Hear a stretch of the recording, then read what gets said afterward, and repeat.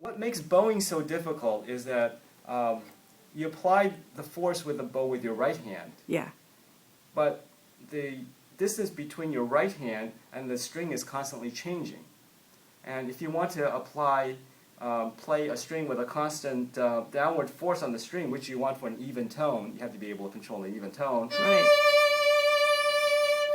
You have to apply an increasing amount of, a varying amount of force with your right hand, because this distance lever arm is changing. And you can't just apply a downward force, because if you just apply a straight downward force, the bow does this. Okay? So you have to apply a counter torque. Typically with your thumb and your first finger, you want to do this because you want to make the bow twist this way to counteract the downward force this way. And so the amount of torque that you apply increases as you approach the tip.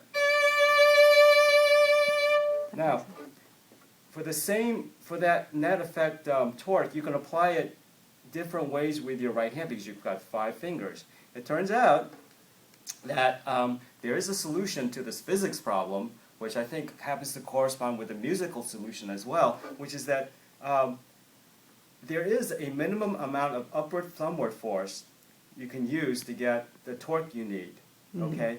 And I believe most players and teachers, when they talk about floating the bow, that's what they're teaching. Now, this violist friend of mine that I was talking with this weekend, she said, and I could see that she played like this. Right. And she said, my thumb really hurts a lot. And I said, Tracy, what's happening is that you're using a lot more upward thumb force than you need, because you're getting the same net of torque by using a large amount of thumb force and an even larger amount of downward force. Yeah. She's not using the minimum amount of thumb force to stroke the bow. It's a balance. Yeah. Wow, it's interesting.